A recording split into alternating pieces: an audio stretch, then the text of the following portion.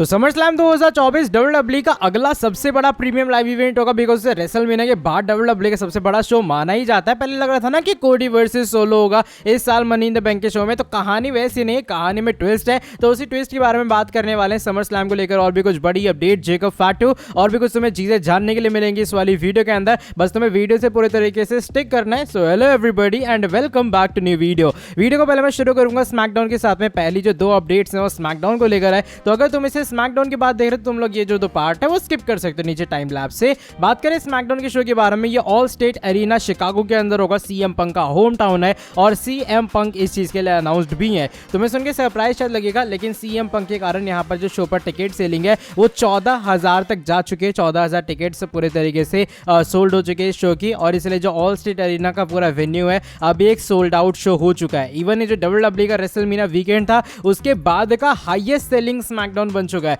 तो ये best in the world की पावर है, ये सीएम पंक की ताकत है कि पूरे तरीके से उन्होंने शो को सोल्ड आउट करवा डाला, और कहीं ना कहीं डब्ल्यूडब्ल्यूई को सीएम पंक की प्रेजेंस से फायदा तो तगड़ा वाला हो रहा है। अब बस देखना ये कि सीएम पंक यहां पर आके करेंगे क्या। बात अगर स्मैकडाउन के बारे में कर ही रहे हैं तो हम लोग स्मैकडाउन का पूरा प्रीव्यू भी डिस्कस कर लेते हैं कि स्मैकडाउन पे होने क्या कुछ वाला है। जैसा मैंने कहा शिकागो के अंदर होगा, तो सीएम पंक डेफिनेटली शो पर अपीयर होंगे, और यहां पर वो अपनी हेल्थ को लेकर एक गुड न्यूज प्रोवाइड करेंगे। ऐसा कुछ सीएम पंक ने कहा था कि भाई मैं वहां पर आऊंगा और वहां पे मैं अपनी कुछ हेल्थ को लेकर या फिर इन रिंग रिटर्न को लेकर अच्छी न्यूज तुम लोगों को देने वाला हूं। बात दूसरी तरफ करें कोडी रोड्स के बारे में, तो कोडी रोड्स को लेकर भी चीजें अनाउंस हुई हैं। डब्ल्यूडब्ल्यूई ने यहां पर यह बात कंफर्म की है कि भाई जो कोडी रोड्स हैं वो ब्लड लाइन के अटैक का रिस्पॉन्स देंगे शो के ऊपर, क्योंकि हमने देखा क्लैश एट द कैसल के अंदर ब्लड लाइन आई, अटैक किया, वो तो ऑर्टन और केविन ओवेंस आके इन्होंने लोगों ने पूरे तरीके से रेस्क्यू कर लिया चीजों को, वरना कोडी तो पिट जाते। लेकिन कोडी फाइनली इस चीज का रिस्पॉन्स देने वाले हैं आने वाले स्मैकडाउन के शो में, जो कि कल का इंडिया के अंदर शो होने वाला है। तो ये कुछ चीजें कोडी को लेकर अनाउंस हुई है, तो मुझे लग रहा है डेफिनेटली इन दोनों के बीच में एक सॉर्ट ऑफ कॉन्फ्रंटेशन होगी। कॉन्फ्रंटेशन की अगर बात चल ही रही है तो हमारे यूएस चैंपियन लोगन पॉल भी शो के ऊपर होंगे, वो एलए नाइट के साथ में कन्फ्रंटेशन के अंदर शामिल होंगे, और ये बात भी डब्ल्यूडब्ल्यूई वालों ने पूरी तरीके से कंफर्म कर डाली है। शो पर दो money in the bank qualifying matches होंगे, जिसमें एक मैच होगा Randy Orton versus टामा tonga versus कार्मेलो hedge के बीच में। दूसरा मैच होगा जहां केविन ओवेंस, एंड्राडे और ग्रेसन वॉलर आमना सामना करेंगे। तो इनमें से जो दो लोग हैं वो क्वालिफाई होने वाले हैं मेंस के एमआईटीबी लैडर मैच के लिए, और देखने में मजा आ गया कौन कौन सा बंदा आगे बढ़ता है। तो चलो ये तो स्मैकडाउन को लेकर अपडेट थी। अब जो अगली स्टोरी है वो हमारे visionary world heavyweight champion farmer world heavyweight champion Seth Rollins के बारे में जुड़ी है, जो कि मनी इन द बैंक के अंदर शायद एक बार फिर से वर्ल्ड चैंपियन बन भी सकते हैं। रिसेंटली रॉ के अंदर सेथ रॉलिंस का कमबैक हुआ, वो पूरा मंडे नाइट रॉ का शो था यार। शो की एंडिंग, शो की ओपनिंग, अंकल हाउडी, वायट 6, सारी चीजें पूरी तरीके से परफेक्ट थी। लेकिन जो शो की एकदम पीक्ड व्यूअरशिप है वो शो की ओपनिंग में आई है, जो कि सेथ रॉलिंस के पूरे सेगमेंट के दौरान आई है। जो वहां व्यूअरशिप हुई है वो पीक हुई है 1.93 मिलियन व्यूअर्स तक। अब देखो दो इसके रीजन हो सकते हैं। पहली बात तो इस शो की ओपनिंग थी, और हाँ सेथ रॉलिंस जो है वो एनबीए फाइनल्स के साथ में भी हेड ऑफ में थे, यानी कि सेथ रॉलिंस जब पूरे शो की एंट्री कर रहे थे तो उनके सामने एनबीए का फाइनल्स भी था।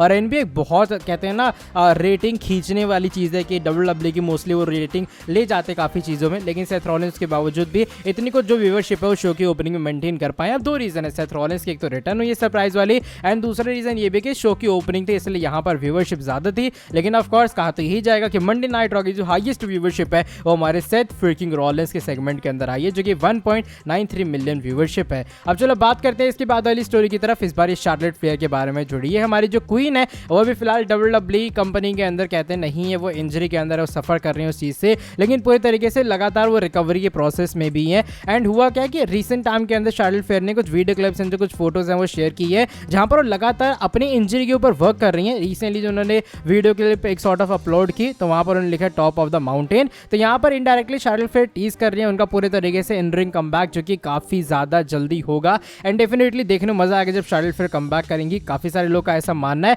कि may be money in the bank के अंदर भी उनका रिटर्न हो सकता है। फिलहाल ऑफ कोर्स कुछ कंफर्मेशन तो नहीं है, लेकिन ये कुछ चीजें जो कि मुझे अगर शार्लेट फ्लेयर को लेकर बतानी चाहिए कि इनकी सरप्राइज रिटर्न जो कमबैक है वो भी काफी ज्यादा जल्दी होगा। बाद में जेकब फैटू को लेकर एक छोटी सी अपडेट के बारे में भी कर लेता हूं। मैंने सुबह वाली वीडियो के अंदर बताया था ना कि एक और new blood line member WWE के अंदर एंट्री लेगा, जो कि सीजर सिकोय होंगे, ऐसा कुछ उनका नेम आया सामने। और मैंने वीडियो में बताया भी था कि काफी सारे फैंस ऑलरेडी जेकब फैटू को उस चीज पे कह रहे हैं कि भाई जेकब फैटू वो इंसान होंगे। अब इसको लेकर रिसेंटली रिपोर्ट भी आ चुकी है सामने, वॉन रेसलिंग की तरफ से रिपोर्ट आई है, और वॉन ने बात रिवील की है ये जो सीजर सिकोय का पूरे तरीके से ट्रेडमार्क फाइल हुआ है। ऑफ कोर्स ब्लड लाइन के काफी सारे मेंबर डब्ल्यूडब्ल्यूई के रेडार में, लेकिन अभी फिलहाल जो जेकब फैटू है वही हाईएस्ट कहते हैं ना चांसेस वाले बंदे हैं कि वही सीजर सिकोय के नाम से डब्ल्यूडब्ल्यूई के अंदर अपना डेब्यू करने वाले हैं। तो ये कुछ कंफर्मेशन और मिल चुकी है कि जेकब ही वो इंसान है। अब बस देखना ये कि जेकब आते कब है, वो मनी इन द बैंक के अंदर आएंगे या फिर समर स्लैम शो के अंदर वो कोडी रोड्स की हेल्प करने आएंगे। लेकिन तुम्हें कैसा नाम ही लगा सीजर सिकोय वाला? वैसे तुम लोग को अगर मतलब नहीं पता तो ऑलरेडी पिछली वाली वीडियो के अंदर मैं बता चुका हूँ कि भाई ये रैंडमली नेम नहीं रखा गया है,